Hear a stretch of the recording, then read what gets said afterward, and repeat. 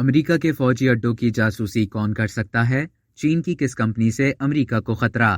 امریکی خفیہ agency federal bureau of investigation FBI نے دعویٰ کیا ہے کہ چینی کمپنی ہواوے کے آلات کے ذریعے امریکہ کے فوجی اڈوں کی جاسوسی کا امکان ہے۔ FBI کا کہنا ہے کہ ہواوے کے موبائل فون ٹاورز امریکی محکمہ دفاع اور اسٹریٹجک کمانڈز کے روابط میں خلل ڈال سکتے ہیں یا ان کی نگرانی کی صلاحیت رکھتے ہیں۔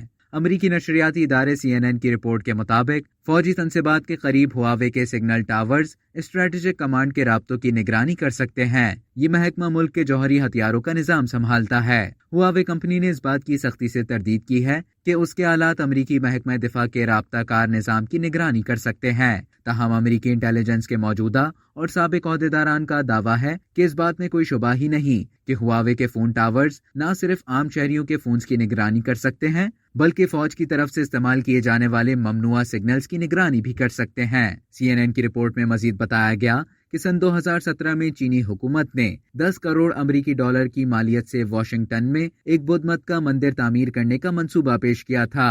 امریکی انٹیلیجنس نے تعمیراتی تفصیلات کا جائزہ لیا تو اس بات کو سنجیدگی سے دیکھا گیا کہ یہ مندر امریکی پارلیمنٹ یعنی کیپٹل بلڈنگ سے صرف 2 میل کے فاصلے پر بنایا جائے گا۔ امریکی حکام کا کہنا ہے کہ اس طرح اہم ترین حکومتی شخصیات اور سیاستدانوں کے تمام رابطہ کار سگنلز کی نگرانی ہو سکتی ہے۔ انٹیلیجنس نے اس منصوبے کی منظوری نہیں دی اور اس پر فی الوقت کوئی پیش رفت نہیں ہو رہی۔ سن 2020 میں امریکی حکام نے ہیوسٹن میں 40 سال سے فعال چینی قونصل خانے کو بھی بند کروا دیا تھا۔ حکام کا الزام تھا کہ اس قونصل خانے میں امریکی فوج اور حکومتی تنصیبات کی جاسوسی ہوتی ہے۔